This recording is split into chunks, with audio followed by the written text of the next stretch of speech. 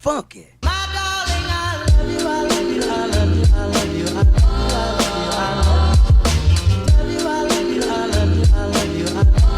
As someone who went to Catholic school their entire life, drawing this one definitely gave me some war flashbacks. But I love me some religious themes, so let's go. The Headless Nun is a tale that dates back to the mid-1700s and tells the story of a noble nun by the name of Sister Mary. During the 18th century, noble French women were sent to Canada to join convents, and Sister Mary was said to want the best for her community.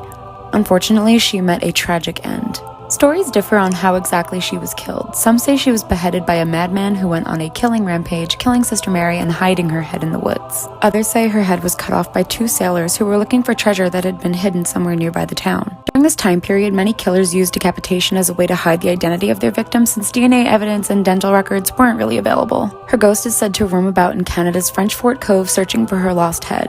It's said if she ever does find it, she will finally find peace and disappear.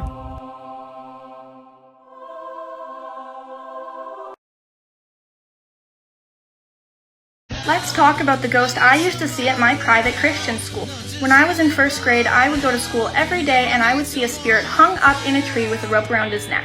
My school was really old, so it's completely possible that someone was hung up in that tree. It was really scary for someone in grade 1, so I told my mom, I told the teachers, I told the other students, but they all thought I was being overdramatic or lying. Until one day, somehow, one of the other girls also saw the spirit, and the school thought I was infecting the other students with satanic thoughts or something like that.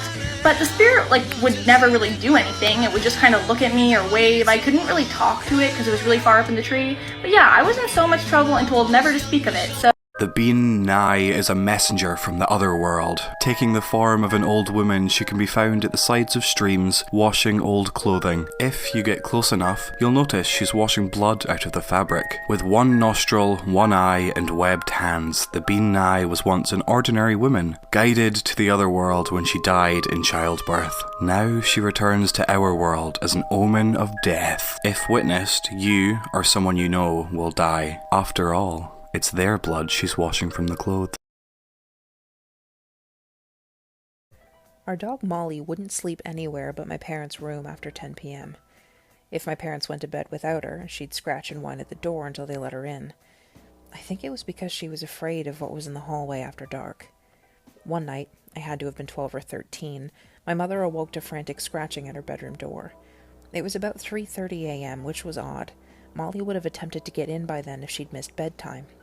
The scratching would stop for a moment, followed by the sound of long nails clacking on hardwood as Molly paced back and forth. She wasn't whining. That was also odd. The scratching started up again with such force that the door began to rattle in the frame, so my mum woke my dad up to let the dog in.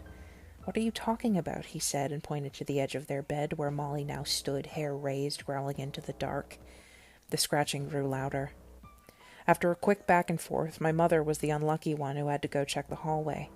She ripped the door open. There was nothing there. Okay, so I know I said there wasn't a part 2, but I told the story from my point of view, and I decided to give my mom a call. After she opened the door and checked and saw that there wasn't anything in the hallway, her immediate reaction was to go check on me and my sister. My sister slept with her door open, and the last thing she wanted to see, that if an animal got into the house, it was going to be in my sister's room. Thankfully, there wasn't anything there. She checked the doors, she checked the windows, everything was fine, so she went back to bed and stared at the ceiling until the sun came up. And then she kicked all of us out of the house so that she could salt the windows and the doors. If you're into that sort of thing, you know what she was doing. If you're not, give it a Google. As she was walking down the hallway to make sure everything was fine, she finally caught a look at her door in the daylight, and that's when she saw scratches about this long halfway up the door that had taken the paint right off and were chipping the wood. Our dog Molly wasn't tall enough to get that high.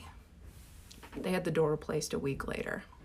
If you see a ghost dog outside your door in 2021, let him in. 2 nights ago, a young woman was walking her dog Logan when she was attacked by an older man. He grabbed her, trying to force her into a van, but her dog Logan stopped him, wounding the man. But in the fight, the man managed to shoot the dog twice. The young woman was able to escape and get the police, but by the time she got back, Logan had passed away. The strange part is, the next night there were sightings across the country of a large ghost dog with glowing white eyes going door to door at midnight. Many think he just wants to say goodbye before he goes to heaven.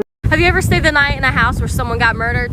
I have, and here's that story. It was my junior year of high school and I was staying the night at my friend Sierra's house. It was getting pretty late and we were laying in her bed ready to go to sleep. Then all of a sudden her door just jolted open, stayed open for a good 5 seconds, and then slammed shut. And my friend had about 8 siblings, so we didn't think much of it, we just thought it was one of them. Next day at school, Sierra comes up to me and was like, remember when our door opened and then shut randomly, we just thought it was one of my siblings? I was like, yes. She was like, well, turns out they were all downstairs sleeping at that point and my parents were asleep too, so don't know what that was. But wait, there's fucking more. Turns out the house that they lived in used to belong to an older couple. And the husband decided to murder his wife in the upstairs fucking bathroom, which was right next to where my friend's bedroom was. I don't know if it's a ghost or not, but all I'm saying is I'm so fucking scared and I never went back to the house again.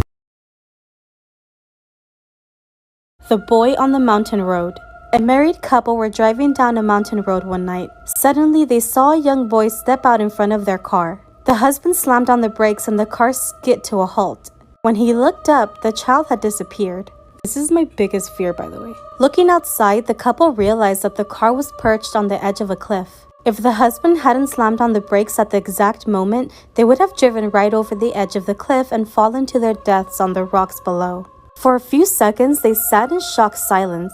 Then the wife said, "The little boy saved us. He must have been a good spirit sent to warn us." There were a few more seconds of silence, and then the couple heard a child's voice behind them angrily hiss, "You were supposed to die." Bitch, what?